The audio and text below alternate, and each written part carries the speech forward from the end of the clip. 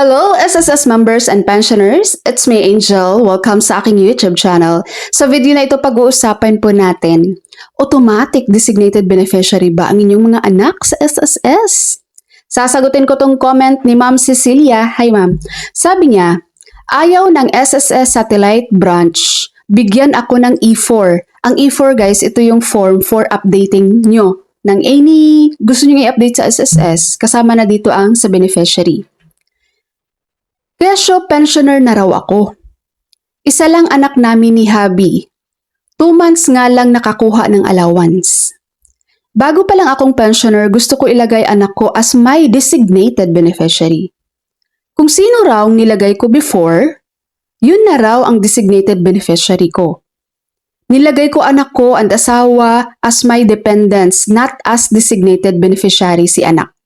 Okay, bago ko po ito i-discuss, sasagutin ko muna itong nasa comment ha.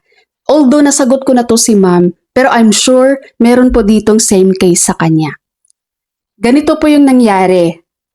Siya po ay merong dependents children nung nagpe-pension siya, pero 2 months lang yon.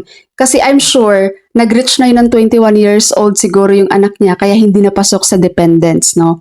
Kaya ngayon gusto niya mag-update ng kanyang beneficiary sa SSS na yung anak niya na nag-over 21 na ilalagay niya as designated beneficiary. Pero hindi siya pinayagan ng SSS at sinabihan lang siya ng SSS na okay na po yon dahil kapag yung nilagay mo before, yun na po yung iyong beneficiary. Kaso sabi niya, dati daw, ang nilagay niya yung anak niya as bilang kanyang dependents, not as designated beneficiary. Kaya ang sagot dyan, yes, tama po yung sinabi sa inyo ni SSS. Dahil po, nasa listahan mo naman ng beneficiary yung anak mo. Nung nag-update ka po dati, di ba, pumunta ka ng SSS, nag-update ka ng beneficiary mo, nilagay mo yung asawa mo, yung anak mo na hindi pa nag-21, nandun na po yung pangalan niya, hindi po mawawala yun doon, not unless i-remove mo siya. Ngayong nag-over 21 na po yung anak mo, na nandun sa record ni SSS, siya na po yung matatawag nating designated beneficiary, ma'am. Kumbaga natanggal na siya as primary beneficiary mo, hindi mo na siya dependents dahil nag-over na siya sa 21 years old, di ba? Nag-reach na siya ng 21 years old. So hindi yun matatanggal dun sa listahan ni SSS. Yung pangalan niya na nandun na sinulat mo na, siya ay ang iyong beneficiary na po. Primary beneficiary mo, husband mo. Ngayon pag nawala si husband mo, secondary ang iyong mga magulang. Pag wala na rin magulang mo, yung anak mo na nasa record mo na sa SSS, siya po ay ang iyong designated beneficiary. Okay? So sa mga members and pensioners po natin dyan, kapag sinasabi pong designated beneficiary, ito po yung pangalan na nandun na sa beneficiary mo sa SSS, na nilagay mo na po doon, na hindi po siya pasok sa primary beneficiary at secondary beneficiary. Nagigets? Ang primary inclusive lang to sa iyong legal spouse at below 21 years old na anak. Ang secondary beneficiary naman inclusive lang to sa mga magulang mo member. Ang designated, ito yung nasa record mo kay SSS na hindi pasok as primary at secondary. Kaya kung nilagay niyo yung anak niyo sa SSS, tapos ngayon ay tumatanggap siya ng dependents pension dahil pasok pa siya as your primary beneficiary, dependents children mo. At pag nag-reach siya ng 21 years old, matatanggal na yung dependents pension niya, di ba? Hindi yun matatanggal yung pangalan niya dun, guys, not unless i-remove niyo siya.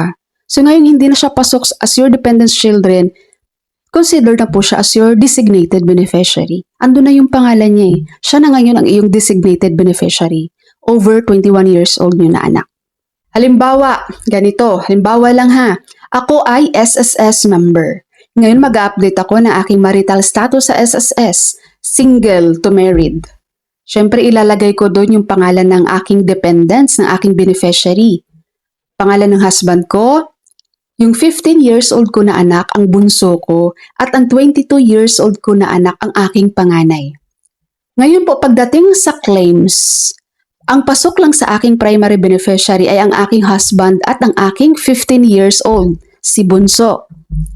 Okay, yung aking 22 years old, matik yun siya na nasa designated beneficiary lang. Ngayon, yung 15 years old ko, si bunso, once na tumuntong na yan ng 21 years old, matik po na matatanggal na yan siya sa aking primary beneficiary. Hindi na siya pasok bilang aking primary beneficiary. Mapupunta na siya as designated beneficiary. So ngayon, dalawa na ang aking nasa designated beneficiary kasi nandun yan sila pareho sa aking SSS records. Ang aking panganay at ang aking bunso. Nagets niyo po ba? Kaya maraming mga nagtatanong nito guys, no? Nababasa ko to lagi sa comment. Sabi ng nagko-comment, paano yung anak ko? Nilagay ko naman yun dati sa SSS ko as aking beneficiary. Pero ngayon, over 21 years old na siya. Paano yan? Sino na lang ang aking designated beneficiary? Di yung over 21 years old yun na anak na nasa record mo na kay SSS. Siya po ang iyong designated beneficiary. So nakikita nyo to guys, ito yung E4 form, updating to sa SSS, no? Dito sa part 1, itong to be filled out by member, letter A, personal data. Ito yung sa mga personal data ni member, no? Kanyang SSS number, name, and so on. So dito sa letter B, ito yung sa data change or correction or kaya updating. So dito sa B, letter A, change of membership type. Letter B, correction of name. Letter C, correction of date of birth. Letter D, correction of sex.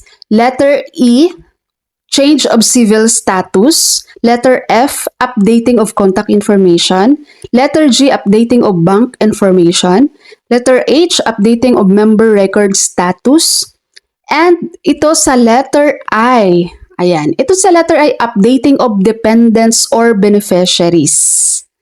Okay? So, mapapansin niyo po dito, hindi mo naman kailangang ilagay dyan as itong pangalan na to dapat designated to, itong pangalan na to dapat secondary to. Wala, di ba? Kung gusto mo, basta gusto mong ilagay as dependents or beneficiary, ilalagay mo po yan dito. So, dito ilagay mo lang yung name, tapos yung relationship mo doon sa member na nilagay mo, at ang kanyang date of birth. Then dito, new ba siya or additional or deletion? So halimbawa ako, single ako tapos mag-change na ako ng aking civil status. So dito ako sa letter E. Ito-check ko tong single to married na box. Tapos, dito sa letter I, maglalagay ako dito ng aking dependents or beneficiaries. So number 1, ilalagay ko yung name ni husband ko. Relationship to member, of course, husband. Number 2, kung may anak ako, ilalagay ko yung anak ko. Kahit over 21 years old man yan guys, ilalagay ko dito. Basta dito sa beneficiary natin, pag makikita dito ni SSS na meron kang below 21 years old na anak, matik yun po, napasok siya sa primary beneficiary. At kapag mag-over 21 years old na yan, matik na, yan po ang iyong designated beneficiary. Kasi nasa record mo, nasa iyong E4 form, yung pangalan ng anak mo na nag-over 21 years old. So, matik po na siya ay yung designated beneficiary. Clear po ba? So, sana naipaliwanag ko ng maayos, no? Pero at sana kahit pa paano naintindihan nyo rin. Okay? SSS members and pensioners, that's all for my video for today. Thank you so much for watching everyone. God bless you all.